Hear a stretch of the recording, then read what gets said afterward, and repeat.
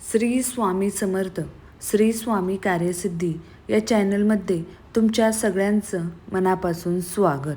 उद्या 18 जून 2026 वार गुरुवार आणि या दिवशी आला आहे गुरुपुष्य अमृत योग. या योगावर या दिवशी जर तुम्ही काही सेवा केल्या तर त्या सेवा अनंत पटीने टिकतात, त्याचं अनंत पटीने फळ मिळतं.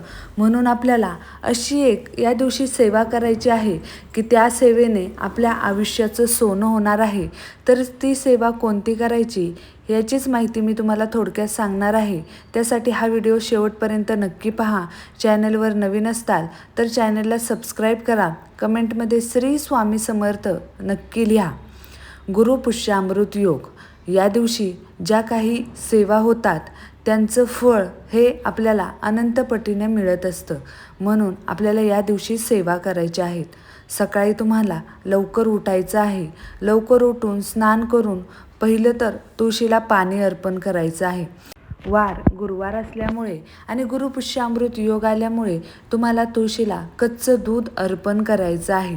त्यानंतर तुम्हाला तुमचा उंबरठा स्वच्छ पाण्याने स्वच्छ कापडाने पुसून घ्यायचा आहे.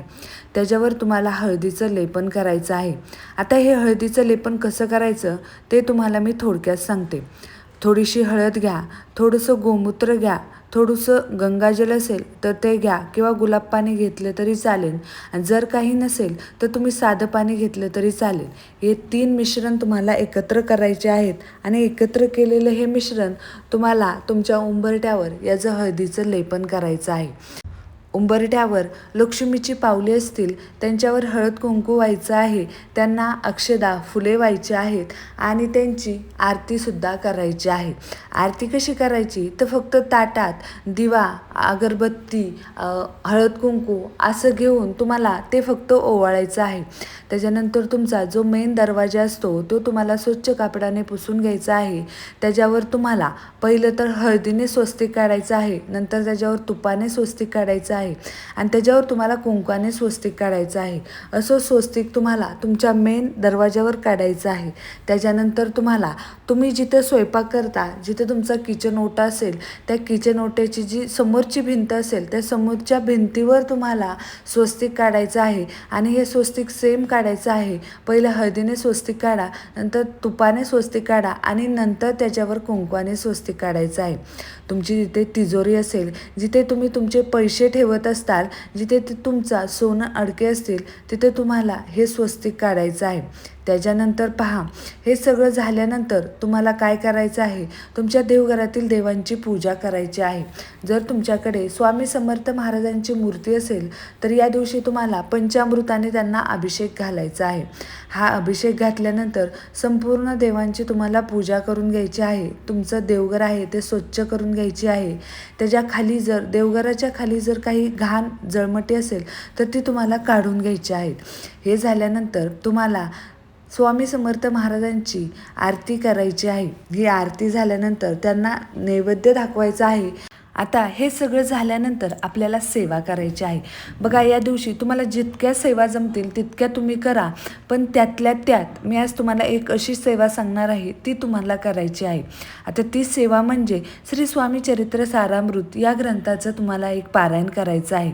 बघा, आपण जेवढ्या सेवा करणार तितकंच आपला पुण्याचा बँक बॅलन्स साठणार आहे. त्यामुळे आपल्याला सेवा भरपूर करायच्या आहेत आणि अशा दिवशी जर तुम्ही सेवा केल्या ना तर त्याचं पुण्य तुम्हाला अनंत पटीने मिळत असतं. म्हणून तुम्हाला सेवा करायच्या आहेत. आता श्री स्वामी चरित्र सारामृत या ग्रंथाचं तुम्हाला पारायण करायचं आहे. आता तुम्ही सकाळपासून संध्याकाळपर्यंत कधी हे पारायण करू शकता. फक्त 12 ते 12:30 या दरम्यान तुम्ही हे पारायण वाचू नका, कारण ही वेळ दत्त महाराजांची भिक्षेची वेळ असते आणि या वेळेमध्ये आपल्याला कोणतीही सेवा करता येत नाही. त्यामुळे तुम्ही सकाळी, दुपारी, संध्याकाळी कधीही तुम्हाला जेव्हा वेळ असेल तेव्हा तुम्ही श्री स्वामी चरित्र सारामृत या ग्रंथाचं पारायण करा. या दिवशी तुम्हाला मांसाहार करता येणार नाही आणि जेव्हा तुम्ही पारायणाला बसणार आहात तेव्हा एकदाच म्हणजे एका वेळेतच तुम्हाला हे पारायण वाचायचं आहे. सकाळी अर्ध आणि संध्याकाळी अर्ध असं आपल्याला करायचं नाही. तुम्ही एका वेळेतच हे पारायण वाचा. त्याच्यानंतर पहा, जर तुम्हाला शक्य असेल तर 11 माळी श्री स्वामी समर्थ महाराज यांच्या करा. त्यानंतर 11 वेळा तुम्ही तारक मंत्र म्हटला तरी चालेल. ह्या ज्या 3 सेवा आहेत त्या तुम्हाला गुरुपुष्यामृत योगावर करायच्या आहेत. आता या योगाच्या दिवशी जर तुम्ही या सेवा केल्या तर या सेवेने तुमच्या आयुष्याचं सोनं होणार आहे. तुमच्या आयुष्यामध्ये जी कोणतीही अशक्य गोष्टी आहे ती शक्य स्वामी महाराज नक्कीच करणार आहेत. त्यामुळे तुम्हाला या गुरुपुष्यामृत योगावर या सेवा करायच्या आहे. आणि त्यातल्या त्यात एक सेवा म्हणजे श्री स्वामी चरित्र सारामृत या ग्रंथाचं तुम्हाला पारायण करायचं आहे. हा ग्रंथ स्वामी समर्थ महाराजांचा आत्मा आहे आणि जर हा ग्रंथ तुम्ही वाचला तर तुमच्या आयुष्याचं सोनं हे नक्कीच होणार आहे. त्यामुळे हा ग्रंथ तुम्ही नक्की वाचा.